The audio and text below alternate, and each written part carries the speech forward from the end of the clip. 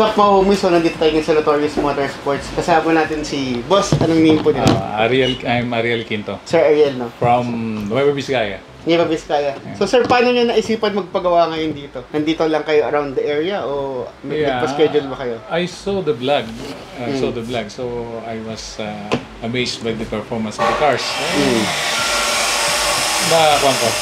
Nakita niyo sa vlog? Naisipan ko. Kailan niyo pa ho nakikita yung mga vlog namin sa Notorious? Yeah, just recently. Because recently ko lang na-acquire itong Civic ko. So, nanonood na kayo, follower na namin kayo. Yeah, okay. Yes. So, ang pinagawa ni Bossing is headers, intake, exhaust, intercooler, at nilagyan namin ng diffuser, side skirt, at front chin. So, abangan natin mamaya kung ano magiging itsura at magiging tunog and performance nitong kotse ni Sir Ariel. What's up mga homies? So, nandito tayo sa Notorious Motorsports, Parañaque. So, ito yung project natin. Project natin, Honda Civic na RS Turbo. So, ginawa natin dito, mapapansin nyo, ayan, binago natin yung buong front mount intercooler setup niya. So, yung ginagawa ng front mount intercooler setup ay magpapabilis ng kotse. Bakit? Papabilis siya ng kotse dahil pag mas malamig ang hangin na papasok sa makina, syempre, mas bibilis yung kotse. So, ganun lang siya ka-basic. So, pinalitan natin siya ng aluminum na intercooler. Kung mapapansin nyo, napakalaki niya compared sa stock. So, yung makikita nyo, yan yung gawa ng Notorious. Kompleto tayo sa mga coupler, kompleto tayo sa mga T-bolt. Tsaka syempre, hindi nasasabog o hindi napuputok yung mga rubber at plastic nating mga charge pipe. So, para maiwasan natin yun, pinapalitan na natin siya ng stainless 304. So, yun nga, galing sa turbo, papasok na hangin, pupunta dito sa intercooler, papalamigin niya, and then papasok ulit siya sa makina naman. So, mas malamig na yung papasok na hangin sa makina. Magre-result yun ng mas mabilis na kotse. So, more horsepower. Kung mapapansin nyo din dito sa taas, naglagay tayo ng air intake system natin. Ginamit nating filter dito, Datatech, product of Thailand. Yan yung nire-recommend ng Notorious Motorsports kasi nagbibigay ito ng magandang tunog. Baga may parang gumaganon. Yun yung ginagawa niya. So, imbis na may malaking dito, malaking plastic na naka-cover na drop-in na air filter, naka-open na siya. So, mas kukuha siya ng mas maraming hangin kahit saang sides na. Tsaka washable na to. So, di na tayo mamamroblema sa pagpapalit ng filter na to. So, ito yung kanyang intake pipe. Stainless 304 din, malamig yan. Yan yung magiging advantage niya. Tsaka syempre yung T-bolts at couplers natin. So ngayon mga homies, tingnan natin yung kanyang exhaust system. So what's up mga homies?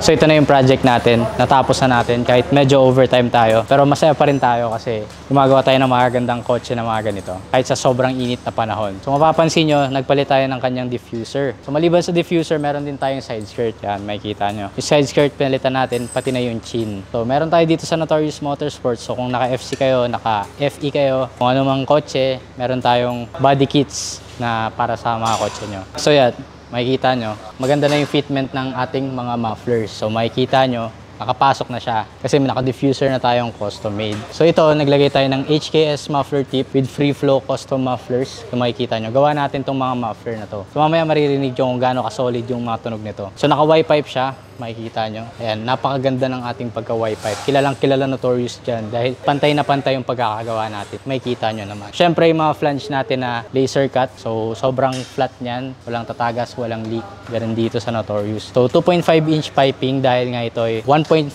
turbo engine. So makikita nyo, stainless 304 piping of Notorious Motorsports. Napakalupit niyan. Tsaka yung resonator nating mahiwaga. Yung resonator na yan, nagpo-provide yan ng back pressure kahit na turbo yung sasakyan nyo. Kahit na anong klaseng sasakyan, kailangan may resonator. Dahil yung stock na sasakyan, may resonator, so bakit natin siya tatanggalin? Dito naglagay tayo ng flexible pipe.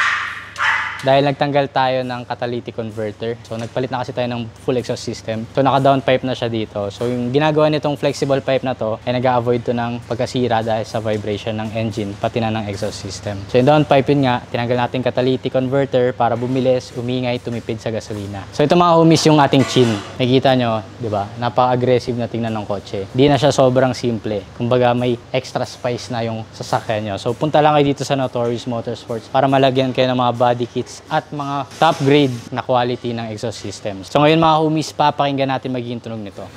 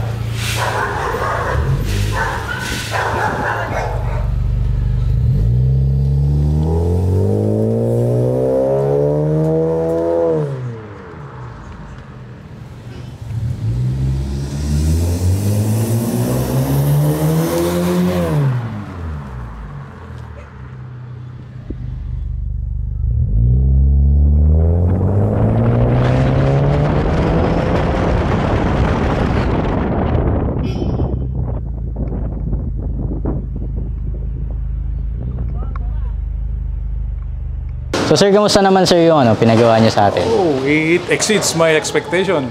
Panalo. Yun. Notorious talaga.